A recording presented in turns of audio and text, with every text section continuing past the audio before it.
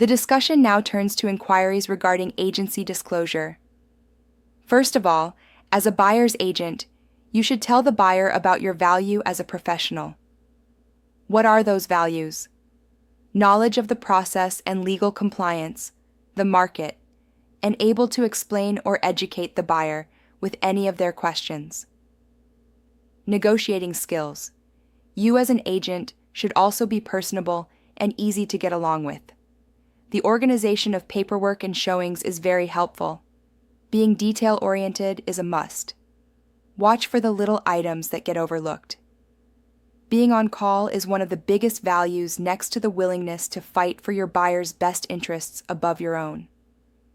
Risk reduction is where the agent helps to identify red flags. Suppose you've had a property listed for 6 months, and the listing has expired. The owners express a reluctance to relist the property, but convey that they are open to selling it, offering you a commission if you bring them a buyer. After some weeks, you find a prospective buyer with whom you've been working diligently. The buyer has completed the READ form, indicating buyer representation and dual agency. Eventually, you believe the buyer may be interested in the previously listed property. You contact the owners, who confirm their willingness to sell. Consequently, you introduce your buyer to the property, and she expresses a desire to purchase it. What would be the most appropriate course of action? 1. Develop a commission agreement where the owners commit to paying you. Unrepresented seller compensation agreement. However, ensure transparency by disclosing to both the seller and buyer that you will act as a dual agent. Obtain the owner's signature on this agreement first, and then proceed to draft the contract, incorporating dual agency and securing signatures on the consent to limited dual form from both buyer and seller. 2.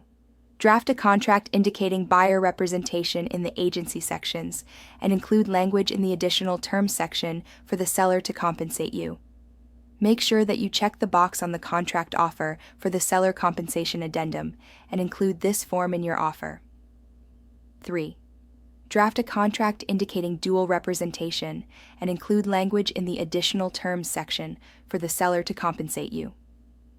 Obtain signatures on the consent to limited dual form from both buyer and seller. 4. Develop a commission agreement indicating that the seller will compensate you. Draft the contract showing buyer representation in the agency sections. The correct answer is 1. It is essential to secure an agreement from the owners to compensate you, considering their initial offer. However, using the standard AAR form designed for an unrepresented seller is not suitable, as it implies representation of the buyer by default.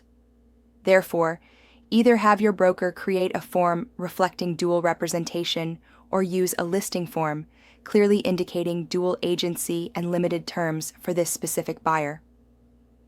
Given your previous listing of the property, your representation of the seller extends beyond the listing expiration, necessitating the inclusion of dual agency terms in any contract. If the seller wanted representation, then you should relist the property with them. This does not mean that it has to go back into MLS. It is not that complicated if you chew on it for a while. Option 2 is incorrect, as you should not be the buyer's agent in this situation. The buyer had already indicated both buyer representation and dual agency on the READ form, establishing dual agency. Option 3 is partially correct, with the caution against including the commission in the contract. Option 4 is incorrect, as dual agency is the appropriate representation based on your prior relationship with the seller. Regarding commissions, the general practice is to avoid including them in a purchase agreement for several reasons.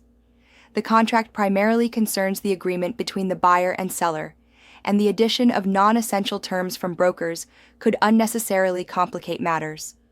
Remember that confidential information remains confidential after termination of agency relationship. The broker listed a property for the seller, but was unable to sell the property. When the broker's listing expired, the seller relisted the property with another brokerage firm. The broker possesses confidential information about the seller, which was acquired while the broker represented the seller. May the broker disclose the confidential information about the seller? Arizona courts generally follow the restatement of law if its view is logical, furthers the interests of justice, is consistent with Arizona law and policy, and has been generally acknowledged elsewhere. Ramirez v. Health Partners of Southern Arizona, 193 RSR 325, 972 P2D, 658, Abher 1998. Pursuant to the restatement, second of agency, paragraph 396, using confidential information after termination of agency. Unless otherwise agreed, after the termination of the agency, the agent, B, has a duty to the principal not to use or to disclose to third persons, on his own account or on account of others, in competition with the principal or to his injury, trade secrets, written lists of names, or other similar confidential matters given to him only for the principal's use or acquired by the agent in violation of duty. The agent is entitled to use general information concerning the method of business of the principal and the names of the customers retained in his memory, if not acquired in violation of his duty as agent. D, has a duty to the principal not to take advantage of a still subsisting confidential relation created during the prior agency relation. Emphasis added. The comment on subsection D of paragraph 396 also states in pertinent part that one who customarily buys or sells property through a broker can properly assume that the broker will keep confidential information given him in matters connected with dealings in such property, although not in connection with a transaction in which he is employed. Therefore, the broker's duty of confidentiality to the seller would preclude the broker from disclosing confidential information about the seller even after the termination of the agency relationship, unless the broker obtains the seller's consent. Buyer's agent should use unrepresented seller compensation consent form while representing a buyer in a FSBO reviewed November 2018 facts. The property is listed for sale by the owner, without an agent. The buyer's agent wants to make an offer on the property for the buyer. The buyer's agent has discussed with the parties her potential representation of the seller. The seller has declined and insists that she does not want nor need representation in the transaction, but is willing to pay compensation to the buyer's agent. Issue: is there an AAR form available to assist the buyer's agent in the transaction? Answer: yes. The AAR unrepresented seller compensation consent should be used by the agent. This document will confirm that there is no representation provided to the seller. It also confirms the seller's agreement to pay a commission nonetheless. Arizona Realtor, R. Magazine, March 2014.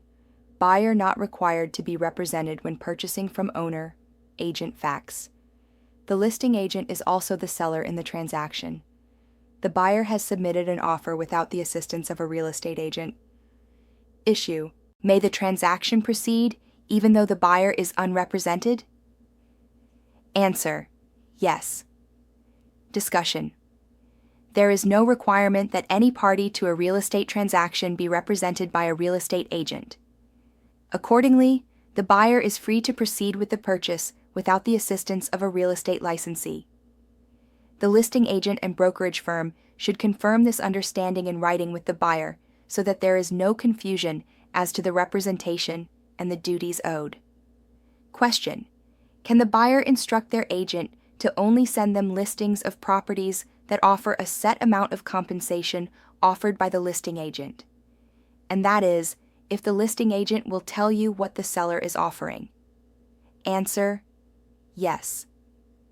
Best practice would be for the buyer and the buyer's agent to enter into a buyer-broker agreement that clearly specifies the buyer's instructions. This is especially true for instructions that appear contradictory to the client's interests. Question: can the buyer's agent set filters of listed properties based on the amount of compensation offered in an MLS? Answer: the MLS does not show compensation to the buyer's agents anymore. Agents need to call the listing agent and have a conversation about this.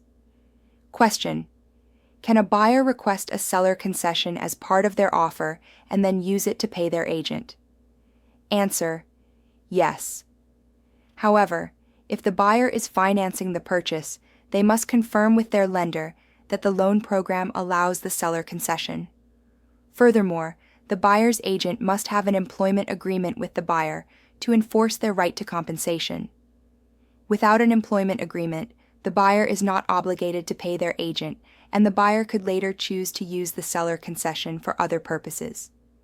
Question: can a buyer's agent request additional compensation from the seller? Answer: this would be very problematic for a number of reasons.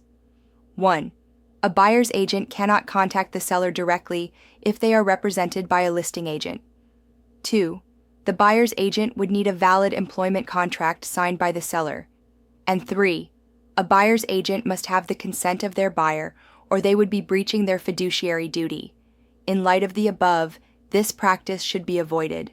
Question: how can a buyer's agent best protect themselves? Answer: by entering into a buyer-broker agreement specifying the terms of the engagement is the best way for a buyer's broker to protect themselves and ensure that each party understands what services the buyer's agent will provide in that transaction. Provided that the buyer's agent fulfilled their obligations and acted in the buyer's best interests, entering in a buyer-broker agreement will help shield the buyer's agent from inaccurate claims they breached their fiduciary duty. A buyer-broker agreement also sets forth how the buyer's agent is to be compensated for their services, ensuring that both parties are in agreement on this topic. Aaron M. Green, SQRs, a licensed Arizona attorney, is the general counsel for the Arizona Association of Realtors, AR. This article is of a general nature and reflects only the opinion of the author at the time it was drafted. It is not intended as definitive legal advice, and you should not act upon it without seeking independent legal counsel.